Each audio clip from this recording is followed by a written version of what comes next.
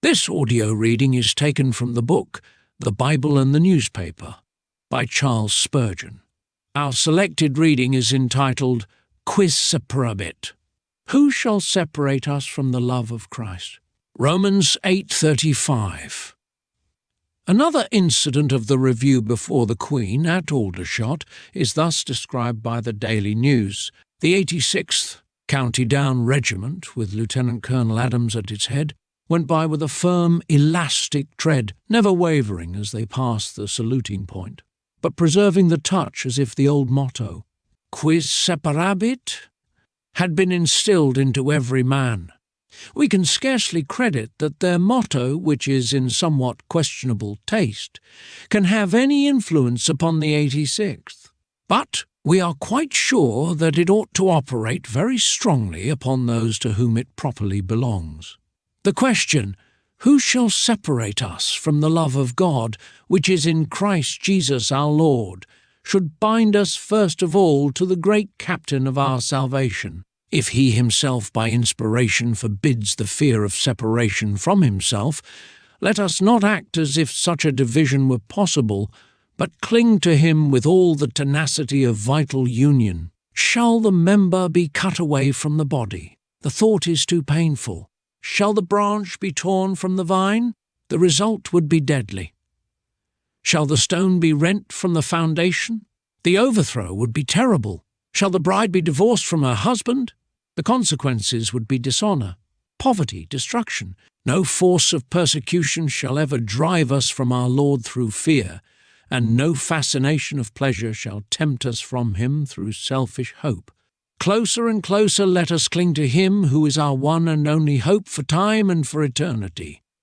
Defying things present and things to come, and the great master power of evil, let us cry Quis Separabit, and march on our way to the marriage supper of the Lamb through all the opposing hosts of the world, the flesh and the devil. Equally influential should this motto be with regard to our union with our fellow Christians. The Church is one and indivisible. Imperfections and infirmities are frequent causes of discord, but where charity rules, they cannot create disunion.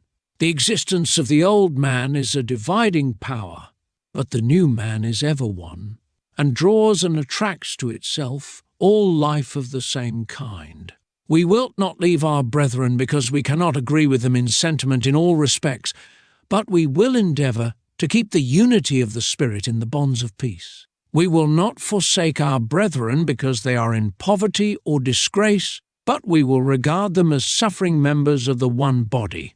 We will not even believe that death can separate, but our faith and love shall follow to the skies the members of the General Assembly and Church of the Firstborn who have taken wings for the seas above. Our hearts are gladdened while we sing, one family we dwell in him, one church above, beneath, though now divided by the stream, the narrow stream of death. Our love takes a sweep which in its circle includes all who are one in Christ, whether in heaven or in earth. It shall be ours throughout life to promote the visible union of the people of God, and never will we lend a hand to tear the seamless vesture of our Lord.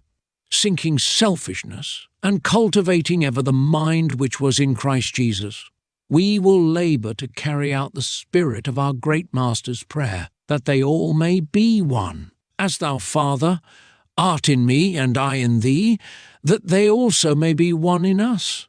So will we challenge the dispersing influences of sin and the world with the grand question, Quis Separabit, never wavering as we pass the saluting point, but preserving the touch as if the old motto had been instilled into every man.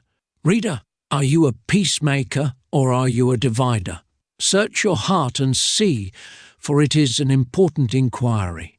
The divider of churches will have hard work to prove himself a Christian, since it is written, Though I bestow all my goods to feed the poor, and though I give my body to be burned, and have not love, it profiteth me nothing. More love would enable us to work in harmony with those who are now the victims of our dislike. Unity in error and in sin is increase of evil. But unity in the truth and in good works is so desirable that woe is unto that man by whom the offence cometh. Quis Separabit, it seems, is the motto of an order of knighthood, that of St. Patrick. The nationality indicated does not suggest the most united and peaceable of the human race. But the question suggests such a determined unity that we would urge each Christian church to write it upon its walls. When will true brotherhood become so strong among us that nothing can rend our churches, but all men shall exclaim, "See how these Christians love one another"? This concludes our reading. Thank you for listening.